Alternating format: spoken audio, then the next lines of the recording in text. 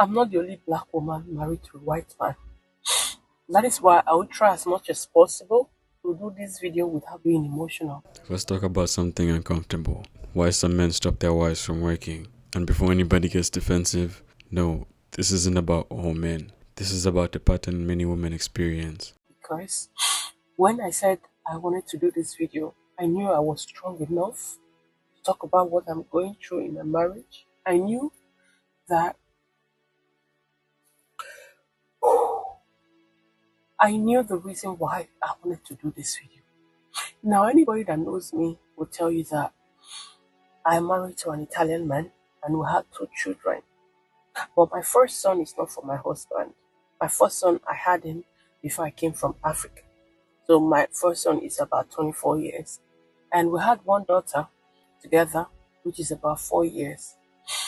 So my husband brought my son to Europe, and since then we've been living as one big family, which I really appreciate him for doing.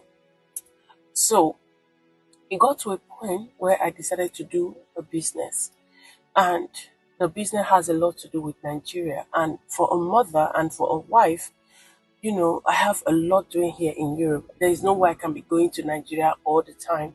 So I decided to employ some people to work for me in Africa. So at the end of the day, I found that things were not going the way I actually want them to go. So I decided to, do the business myself by traveling to Nigeria to handle my business. And my husband gave me support, and I started doing it. So this is actually my first, oh God, I'm not going to cry. I came the first time, I spent about 2 weeks. I went back to Europe and I came back again after 1 week. Then my husband told me that I cannot be doing this all the time, like, leaving the family, going to Africa for my business and all of that, which I understood. So I told him, okay, let's do it like this. Like every holiday, maybe like Easter holiday, Christmas holiday, and the normal August break and all of that, that we'll be coming to Nigeria together. So maybe if we come Nigeria, they might just be in one hotel where I concentrate on my business. And my husband agreed. And that was what he told me. And I said, okay, let me just go back this time around and just round up everything that I was doing in Nigeria. Oh my God, I don't want to cry. I don't want to cry. I'm so sorry, guys. I'm trying to control myself. So I came back and I've been doing my job and all of that. And our agreement was that next month being Christmas, from on the 15th of December to on the 5th of January, we'll all be in Nigeria. So I'll use that opportunity to introduce my daughter to my family, and also for her to know her roots, know everything about, Africa and all of that, because she will always ask me a lot of questions about Africa. So my job was like, okay, Christmas she'll be coming to Nigeria, she'll get to see different things, cultures and all of that in Africa. I was really happy. We'll use that opportunity to do my traditional marriage, pay my bride price and everything. I will never cry on this video. Never. I will not. Only for him to come in this morning to tell me that,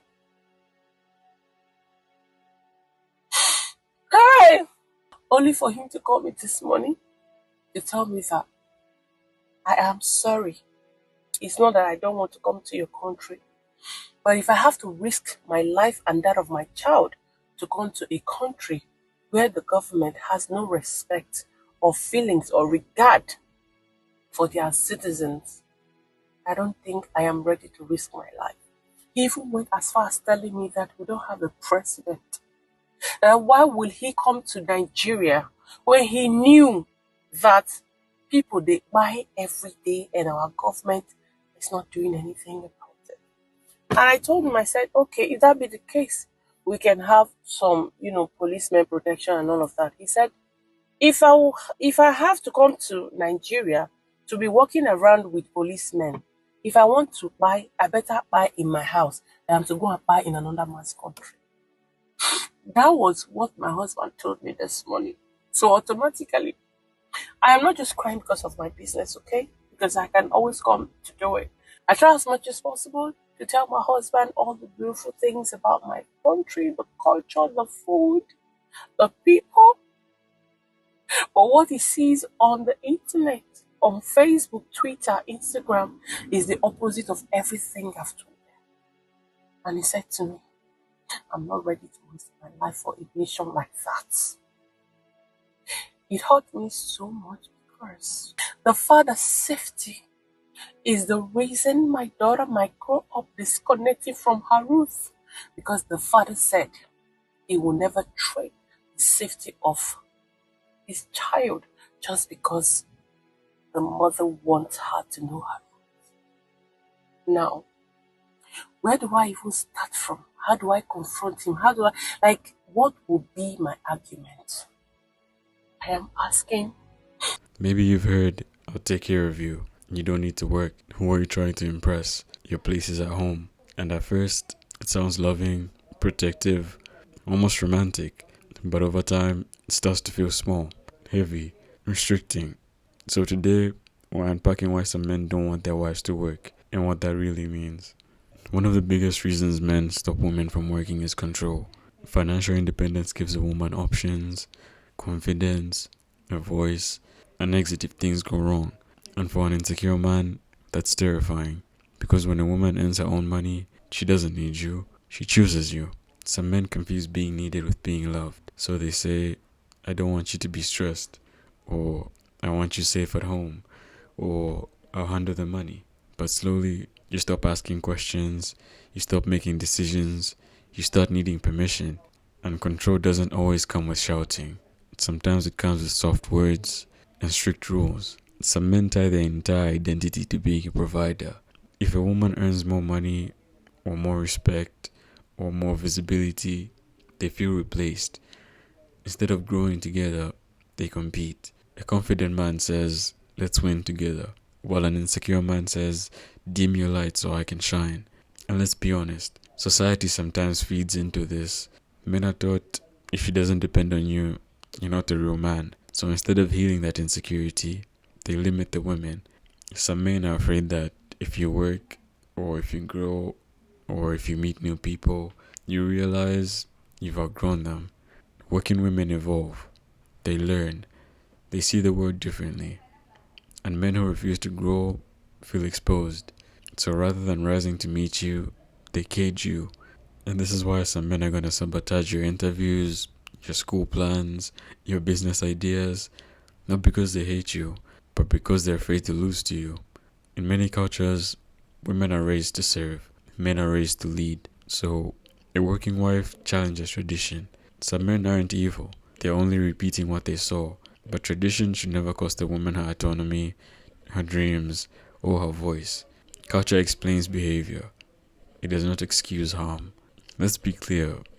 When a man controls your money, or blocks you from working, or isolates you financially, that's financial abuse. Especially when paired with monitoring, guilt trips, threats, emotional manipulation. Love should never feel like a trap.